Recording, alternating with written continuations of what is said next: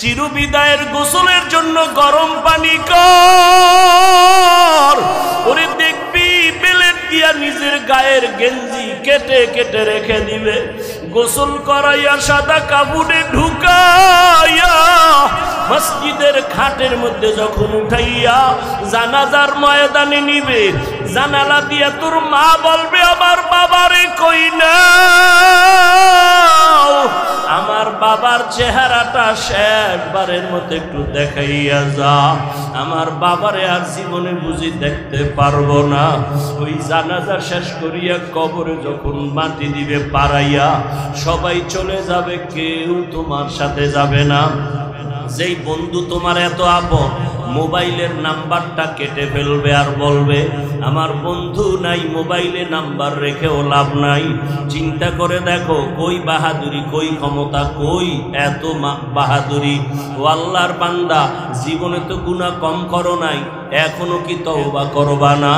মনের জাল মিটায় কত গুনাহ করেছো, দাড়ি রাখবা না রাখো নাই, মনে চাইছে নামাজ পড়বা না পড়ো নাই, বেপরদায় চলবা চলছো, মোবাইলে সারা রাত গুনাহ করবা করেছো, এখনো কি তওবা করবা না? যদি আল্লাহর মোহাব্বত অন্তরে থাকে, জাহান্নামের ভয় যদি অন্তরে থাকে, আল্লাহর কাছে মনে মনে বলো হে মালিক, জীবনে তো গুনাহ কম করি নাই। আমার মতো যুবক যদি জেনারেল লাইনে থাকিয়া নামাজ পড়ে, ব্যবসা করে, নামাজ পড়ে, চাকরি করে, নামাজ আদায় করে, গাড়ি চালায়, আমি কেন পারবো না? আমার কপালে কাঠ বর্দোয়া লাগলো জানি না। এখন থেকে তৈরি হয়ে যাও, আল্লাহকে বলো হে মালিক আর নামাজ ছাড়বো না, দাড়ি কাটবো না, বেপরদায় চলবো না, মা বাবার দোয়া নিয়া, শিক্ষকের দোয়া নিয়া, উলামায়ে কেরামের পরামর্শ নিয়া, নবীর আদর্শ মেনে চলবো। অন্তর করে যদি তওবা করতে পারো, জীবনের দরজা খুলিয়া যাবে, ভাগ্যের চাকা ঘুরে যাবে। আল্লাহর কাছে তওবার নিয়ত করো। আল্লাহ বলে বান্দা দুই ফোঁটা চোখের পানি ছেড়ে যদি গুনার ভয়ে, জাহান্নামের ভয়ে চোখের পানি ছেড়ে তওবা করো, জীবনের সব গুনাহগুলো আমি মাফ করে দিব। আল্লাহর কাছে হেদায়েতের দরজা চাও, আল্লাহর কাছে বলো হে মালিক আর গুনাহ করব না। আল্লাহ আমাদের তওবাওয়ালা জিন্দেগি দান করেন। জীবনের অমূল্য সম্পদের নাম সুস্থতা। টাকা পয়সা বাড়ি গাড়ি সব আছে, কিন্তু আপনি অসুস্থ, এ জীবনের কোনো মূল্য।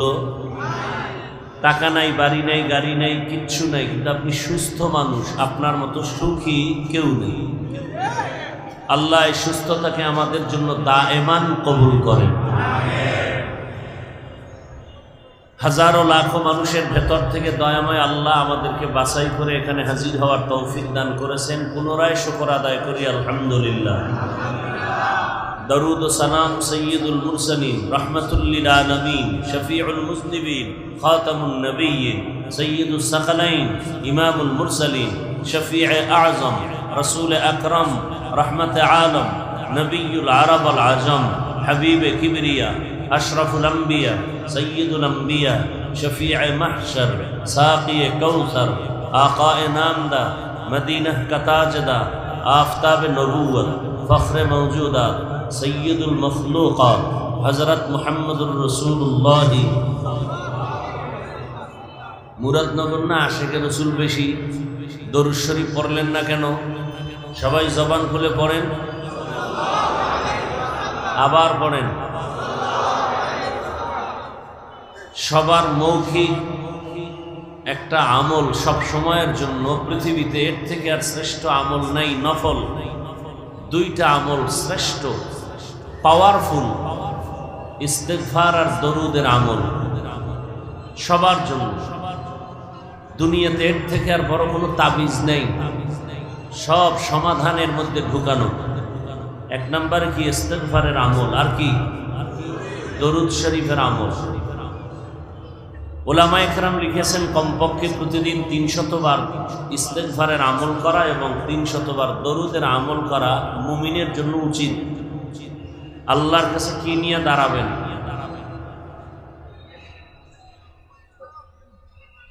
আলেম হতে পারলেন না, সন্তানকে আলেম বানাতে পারলেন না,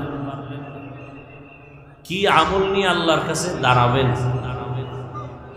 অন্তত দরুদের আমল করেন। ইস্তেগফারের আমল করেন,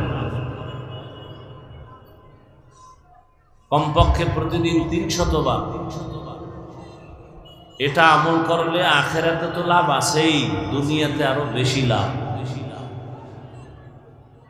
সব ঝামেলার সমাধান দরুদের আমল, ইস্তেগফারের আমল।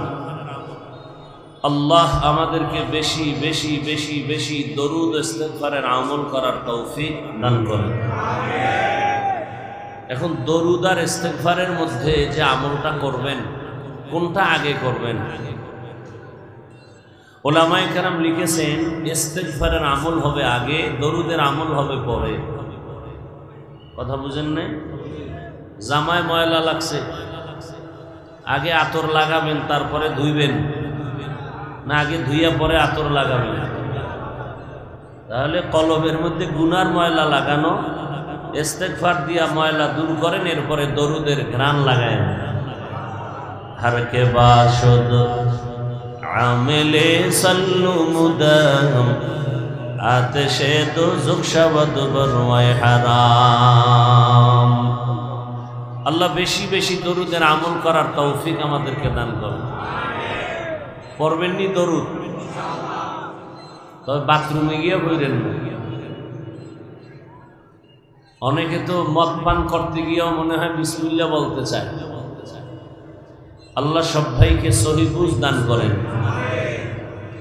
উলামায়ে হযরত দীর্ঘ সময় আপনাদের সামনে আলোচনা রেখেছেন, আপনারাও ধৈর্যের সাথে কোরআন সুন্নাহ ভিত্তিক আলোচনা শুনছেন। আমি সংক্ষিপ্ত 2-4টি কথা বলবো, খুব খেয়াল করে শুনবেন, চিল্লাচিল্লি করবেন না, প্রশ্ন করলে জবাব দিবেন স্বাভাবিক আওয়াজ। উলামায়ে কেরামের ইজ্জতকে আল্লাহ বেশি বেশি বাড়ায় দেন।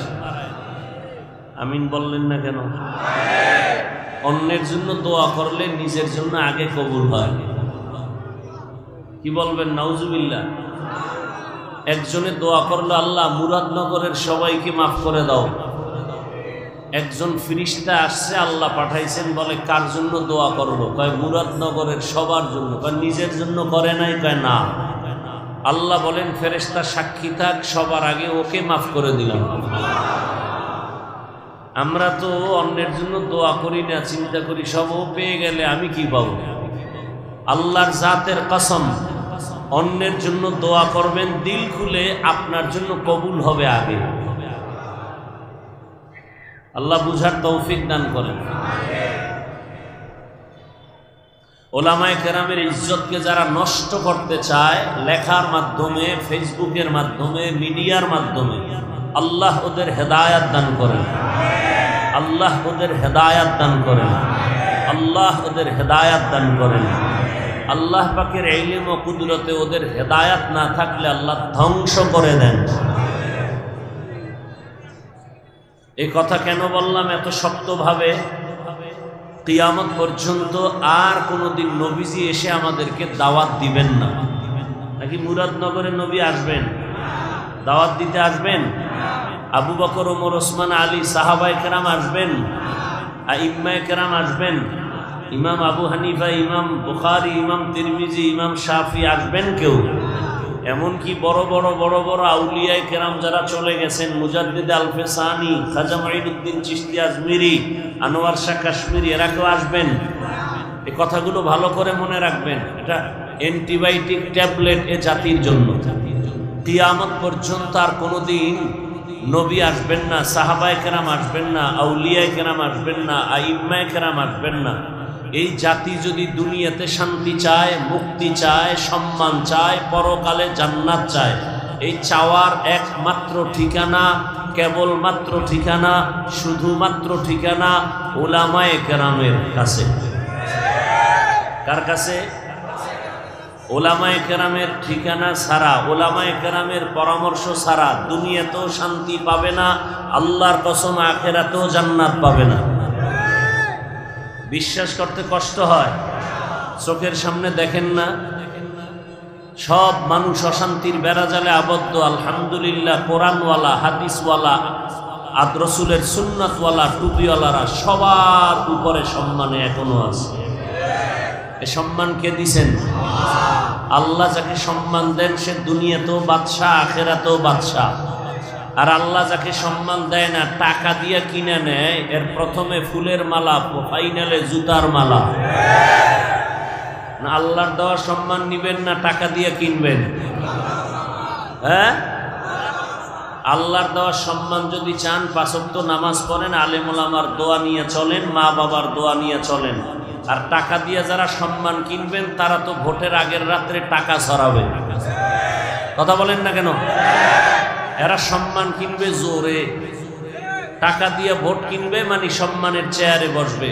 এক পর্যায়ে পাবে ফুলের মালা, ফাইনালে লিখে রাখো শরণাক্ষরে জুতার মালা। আল্লাহ হেদায়াত দান করুন। আল্লাহ। তো আমি আপনাদের দোয়া নেওয়ার পাশাপাশি সংক্ষিপ্ত আলোচনায় 2-4টি কথা বলবো। তরজমাটা আগে বলে নিই।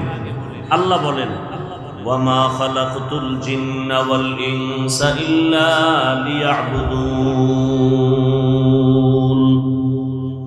আল্লাহ বলেন, মানুষ ও জিনকে আমি আল্লাহ সৃষ্টি করি নাই, হ্যাঁ করেছি আমার ইবাদতের জন্য। নবীজি বলেন, লা তাআতা লিমাখলুকিন ফি মাসিয়াতিল খালিক।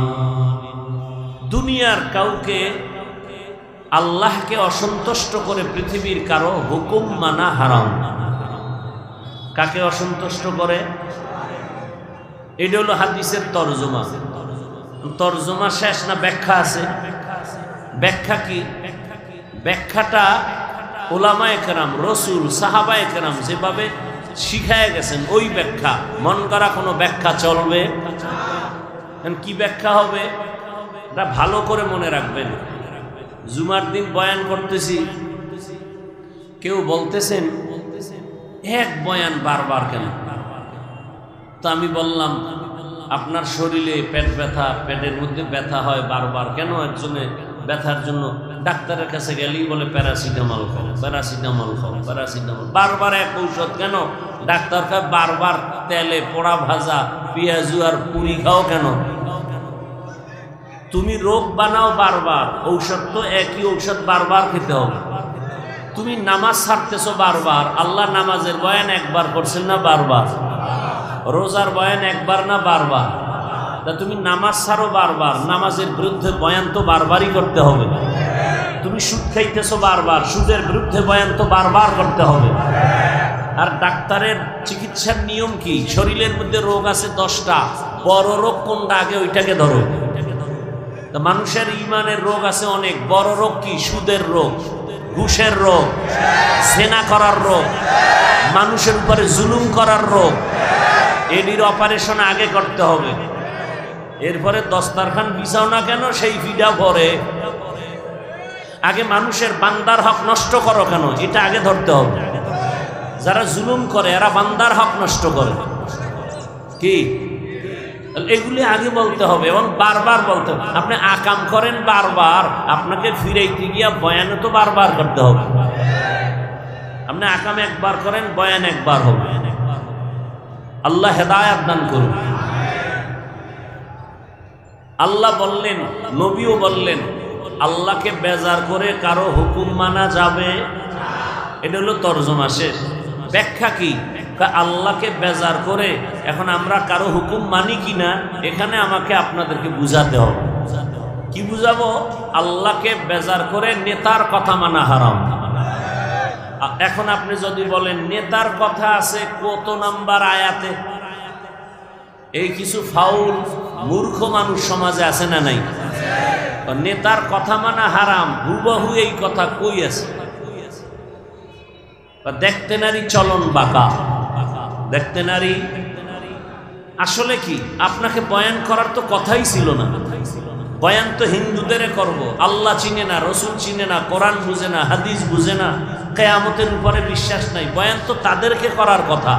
আপনি তো আল্লাহ মানেন, নবী মানেন, কোরআন মানেন, হাদিস মানেন, কাবা মানেন, আখেরাত মানেন। আপনাকে বয়ান করব কেন? অথচ আপনাকে বয়ান করব কেন না? আপনার পেছনে ঘুরতে ঘুরতে ঘুরতে ঘুরতে নিজের সন্তান পরিবারের কোনো খবর নাই, ঘুমের খবর নাই, খানার খবর নাই। সব আলেম আপনাদের নিয়ে ফিকির আর জিকির চলতেছে 24 ঘন্টা। বিনিময়ে আপনারা আলেমকে কি দেন? গালাগালি, আর কিছু দেন না। সরকারের চাকরি যারা করে, জানা থাকলে জবাব দিবেন, না থাকলে চুপ থাকবেন। যারা সরকারি চাকরি করে বা বেসরকারি চাকরি করে, দৈনন্দিন তাদের ডিউটি কত ঘন্টা বলেন? বেতন কত? নিম্নে 20,000, আর টেবিলের নিচে কত নাপাক মুক্তা তো আছেই। সত্য কথা স্বীকার করেন, মানেন আর না মানেন। যদি মুসলমান দাবি করেন, সত্যটা সাপোর্ট করেন, তাহলে দৈনিক ডিউটি কয় ঘন্টা? মাসে বেতন কত? নিম্নে। সত্য কথা বলবেন, আপনাদের অঞ্চলে মসজিদের ইমাম সাহেবদের ডিউটি কয় ঘন্টা প্রতিদিন? সত্য কথা বলেন, মাসে কত বেতন দেন? হ্যাঁ বলেন তো, পৃথিবীতে এর থেকে আর জুলুম কি আছে? এই জুলুমের হাত থেকে আলেমকে বাঁচাইতে চাইলে উলামায়ে কেরামের মোহাব্বত আরো ধারণ করতে হবে। এটা জুলুম না বলেন তো? কিন্তু দেখেন আলেমরা কতটা সফট। কোনদিন আন্দোলন করছে বলেন? জুমার বয়ানে বলছে এই বেতনের স্কেল বাড়াও, নাইলে আসর থেকে সূরা উল্টা পড়া হবে। কেউ বলছে? একক তো নামাজ না পড়াইতে পারলে রিমান্ড শুরু হয়ে যায়, রিমান্ড। তাই হুজুর গেছিলেন কই? তো ইমাম সাহেব কয় তুমি কে? আমি রিক্সা ড্রাইভার। বলে তোমার এত পাওয়ার কেন? বলে মাসে 5 টাকা বেতন দেই। আমি বানায় বলতেছি, এরকম বেয়াদব আছে না? সভাপতি সাহেব মাসে বেতন কত? কয় 100। সেক্রেটারি সাহেব সভাপতির থেকে ধনী, তিনি কত দেন? বলে 50। বেশি দেন না কেন? কয় সভাপতির থেকে বেশি দিলে বেদবি হবে। কি? আচ্ছা, আমি বয়ান তো এখনো ফাইনাল শুরু করি নাই। শুধু এই কথাগুলো আগামী জুমায় যদি কোনো ইমাম সাহেব মসজিদে শুরু করে বলা সুদের বিরুদ্ধে, কমিটি কি বলবে? 1 মাসের ছুটি। ঠিক নেই? কারণ হলো শিয়ালের হাতে মুরগি জমা। শিয়ালের হাতে মুরগি দিলে কয়দিন পরে আমানত পাবেন?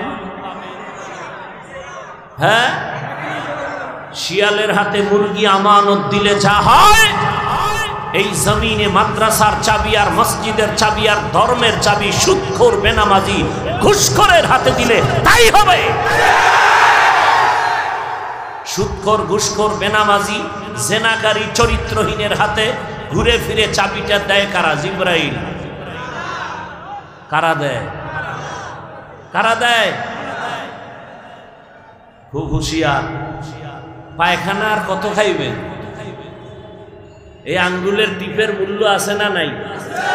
কলমের সিগনেচারের মূল্যের দিন শেষ। এখন গোটা জাতি, পৃথিবী সহ আঙ্গুলের টিপের দাম বেশি। তবে টিপটা দেওয়ার আগে খুব সাবধান। তুমি টিপ দিলেই কিন্তু প্রমাণ হবে, যেই স্টাম্পে টিপ দিবা, স্টাম্প যদি বলে 10 তলা বিল্ডিং, এখানে লেখা তুমি মালিক, 1 টিপের কারণে।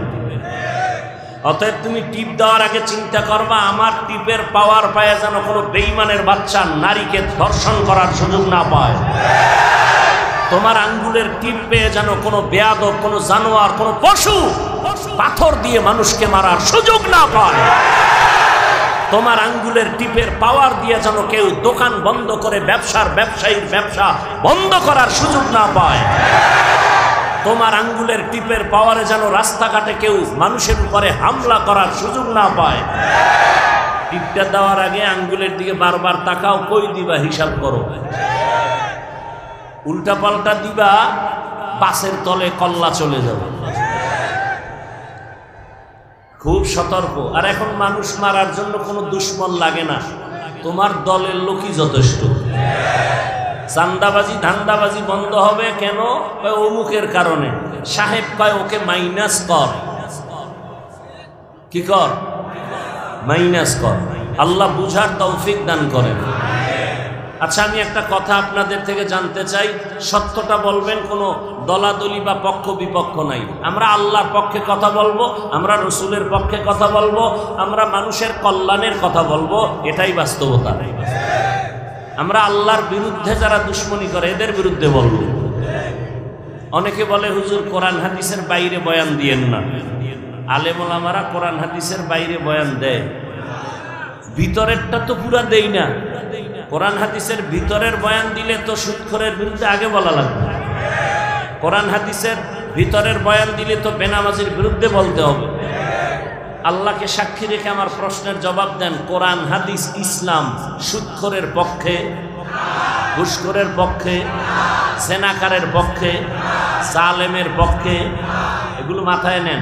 নাম্বার 2, মানুষের জীবনে যত সমস্যা হতে পারে কিয়ামত পর্যন্ত সব সমাধান কোরআন হাদিস তথা ইসলামে আছে না নাই? প্রশ্ন বুঝছেন? মানুষের জীবনে যে কোনো সেক্টরে যে কোনো পরিস্থিতিতে সমস্যা হতে পারে না? পারে না। কিয়ামত পর্যন্ত যত সমস্যা হবে সব সমস্যার সমাধান কোরআন হাদিস এবং ইসলামে আছে না নাই? পরিপূর্ণ নাকি আংশিক? কোনো দিকের দুর্বলতা নাই? আমার তো মনে হয় আপনারা জেনে শুনে জবাবটা দিচ্ছেন না। ভালো করে বুঝে শুনে দেওয়া উচিত। আমি তো আপনাদের থেকে যতটুকু শুনছি যে কোরআন হাদিস ইসলামে সব সমাধান আছে ঠিক, তবে রাষ্ট্রের ব্যাপারে কোরআন দুর্বল, হাদিস দুর্বল, ইসলাম দুর্বল। কি আপনারা কি বলেন? এখন ঠিক করেন। এখন আল্লাহর কোরআন, রসুলের হাদিস বা ইসলাম রাষ্ট্রের ব্যাপারে দুর্বল। আপনারা কি দুর্বল কোরআন মানেন? আপনারা কি দুর্বল ইসলাম মানেন? তো কেন বলেন ইসলামে রাজনীতি নাই? ভালো করে লিখে রাখো, পৃথিবীতে রাজনীতি বলতেই শুধু ইসলামী রাজনীতি। ইসলামের রসুলের আদর্শের রাজনীতি পাক, আর সব রাজনীতি নাপাক। যেই রাজনীতিতে রসুলের আদর্শ নাই ওটা রাজনীতি নয়, দুর্নীতি আর ব্যাদনীতি।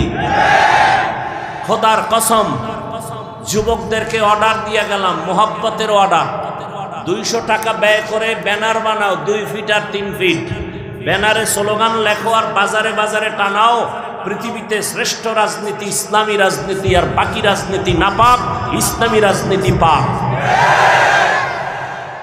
ব্যানার টানাও। নাম্বার 2, আর এক ব্যানার বানায় স্লোগান বানায় লেখো, কিয়ামত পর্যন্ত যতদিন এই জমিনে ইসলাম কায়েম হবে না, রসুলের আদর্শ বাস্তবায়ন হবে না, ততদিন পর্যন্ত কোনো চাপাবাজি চলবে, শান্তি জমিনে আসবে না। লেখো, ব্যানার বানাও। আল্লাহ হেদায়েত দান করুন। এবার একটু জিজ্ঞাসা করি, সুলাইমান নবীর নাম শুনছেন?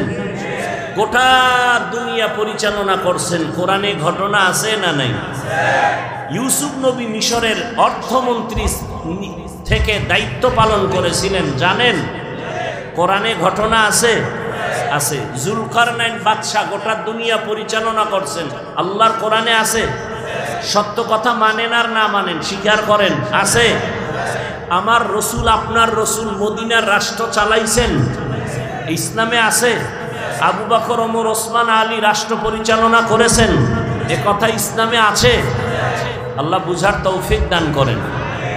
ভালো করে মনে রাখবেন, আজকে নাস্তিক বেঈমানরা আপনাদের ব্রেনে কি ঢুকাইছে জানেন? বলে আগুন আর পানি কোনোদিন এক হতে পারে না। তাহলে ইসলাম রাজনীতি এটাও এরকম আগুন পানির মতো আলাদা। আজকে থেকে লিখে নাও, চিনি আর পানির সাথে যেমন সংযুক্ত মিল, ইসলাম আর রাজনীতি তেমন একসাথে মিলানো মিল। আর উদাহরণ নাও, সূর্যের সাথে আলো যেমন লাগানো, ইসলামের সাথে ইসলামী রাজনীতি, রাজনীতির সাথে ইসলাম তেমন লাগানো। ফুলের সাথে ঘ্রাণ যেমন লাগানো, ইসলাম আর রাজনীতি তেমন লাগানো। ফুলের ঘ্রাণ আলাদা হলে যেমন ফুলের কোনো মূল্য নাই, রাজনীতির থেকে আল্লাহর কোরআন বাদ দিলে রাজনীতির কোনো মূল্য নাই। আল্লাহ বুঝার তৌফিক দান করেন। এইবার যাগো মনে মনে একটু কষ্ট এক কথায় দূর করে দেই। একটা পয়েন্ট বলবো, খুব খেয়াল করবেন, নাইলে পেছে পড়বেন। এখানে বহু আল্লাহর বান্দা আছেন, দাড়ি নাই, নামাজ পড়েন নাই, ফজর পড়েন নাই, জোহর পড়েন নাই, আসর পড়েন নাই, মাগরিব পড়েন নাই, এশা পড়বেন কিনা আল্লাহ ভালো জানেন। তো এখন শুনেন, একজনে নামাজ পড়ে না, তাকে গালি দেওয়া যাবে না, আর একজনে নামাজ পছন্দ করে না, তাকে ছাড় দেওয়া কেন? যে নামাজ পড়ে না সে মুমিন, অন্তরে আগ্রহ আছে। যে নামাজ পছন্দ করে না সে বেঈমান। ব্যবধান আছে না নাই? একজনে দাড়ি রাখে না, আর একজনে দাড়ি পছন্দ করে না। যে রাখে না সে মুমিন, গালি দেওয়া যাবে না। যে বিরোধিতা করে, পছন্দ করে না, সে বেঈমান, তাকে ছাড় দেওয়া যাবে না। একজনে পর্দা করে না, আর একজনে পর্দার বিধান পছন্দ করে না। যে পর্দা করে না কিন্তু মনে আশা আছে করবে, মুমিন, গালি দেওয়া যাবে না। যে বিরোধিতা করে, পছন্দ করে না, সে বেঈমান। ইসলামী রাজনীতি আপনি করেন না, কোনো গালি দেওয়া যাবে না, আপনাকে আমি আগে সালাম দিব। বিরোধিতা করলে ছাড় দেওয়া যাবে না। সহজ কথা। আপনি দাড়ি রাখেন না, কোনো ঝগড়া নাই, আপনাকে সালাম আমি আগে দিব। আপনি নামাজ পড়েন না, আমি আগে সালাম দিব। কিন্তু বিরোধিতা করলে কোনো সুযোগ নেই ছাড় দেওয়া। বুঝাইতে পারলাম ব্যবধানটা? আল্লাহ বুঝার তৌফিক দান করে। সামান্য আয়াতের 2 মিনিট একটু ব্যাখ্যা করি। আল্লাহ বলেন, ওয়ামা খালাকতুল জিন্না ওয়াল ইনসা ইল্লা লিয়াবুদুন।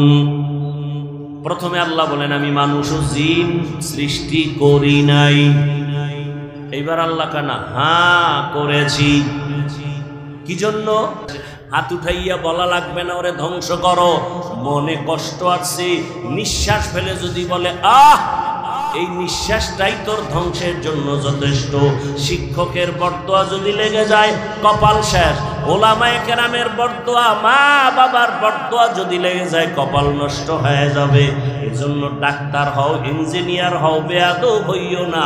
মা বাবার দোয়া, শিক্ষকের দোয়া, ওলামায়ে কেরামের দোয়া পরামর্শ নিয়া নিজের জীবনটাকে সুন্দরভাবে সাজাও।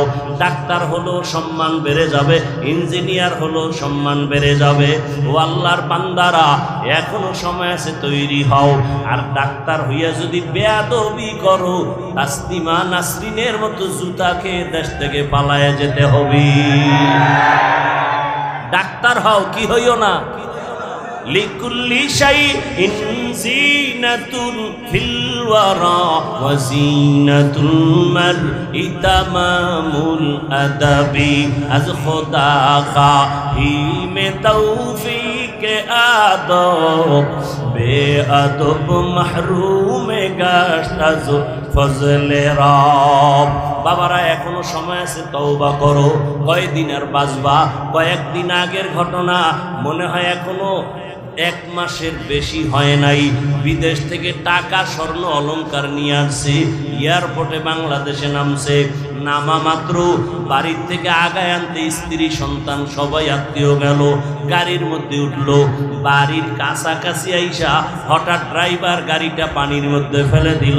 কয়েকদিন আগের ঘটনা। এবার তার সামনে বাচ্চা মারা গেল, স্ত্রী মরে গেল। ওই বিদেশি যুবক বাবা অলংকারগুলো নিয়ে কাঁদে, হে মালিক। মানুষ বিবাহ করে, খেয়ে না খেয়ে, স্ত্রী সন্তান নিয়ে কষ্ট হলো, দিন কাটা, একটা আনন্দ আছে। আমি টাকার ধান্দায় বিদেশ গেলাম, আজকে অলংকার নিয়ে আসলাম, টাকা নিয়ে আসলাম, আনন্দের কয়েকদিন কাটাবো। আমার কপাল এত কেন খারাপ? আমার নিজের হাতের সামনে আমার সন্তান মরে গেল, আমার চোখের সামনে স্ত্রী চলে গেল। আমার এই আনন্দ আর কাকে দেখাবো? ও যুবক বাবা, কিসের বাহাদুরি করো? চোখের সামনে হিসাব মিলাও। কত তোমার বন্ধু চলে গেল, কত আপনজন চলে গেল। কালকে যদি আল্লাহ না করুন ঘুমের মধ্য থেকে আওয়াজ আসে তুমি দুনিয়ায় নাই, মা চিল্লায় বলবে তোরা কে আছো, তাড়াতাড়ি আয়, আমার বাবায় নাই, আমাকে আম্মু বলিয়া ডাক দেওয়ার মতো আর কেউ নাই। বাবায় কান্না করে টেলিফোন করবে, ইমাম সাহেব আমার সন্তান মরে গেল, জানাজা না পড়ায়া যাবেন না। কাউকে পাঠাবে বাজারে যাও সাদা কাফন কিনে আনো। কেউ বলবে যাও তাড়াতাড়ি বাগানে কবর খনন করো। কেউ বলবে চিরবিদায়ের গোসলের জন্য গরম পানি কর। ওরে দেখবি বেলেট দিয়া নিজের গায়ের গেঞ্জি কেটে কেটে রেখে দিবে, গোসল করাইয়া সাদা কাপড়ে ঢুকাইয়া মসজিদের খাটের মধ্যে যখন উঠাইয়া জানাজার ময়দানে নিবে, জানালা দিয়া তোর মা বলবে আমার বাবারে কই না, আমার বাবার চেহারাটা শেষবারের মতো একটু দেখাইয়া যা, আমার বাবারে আর জীবনে বুঝি দেখতে পারবো না।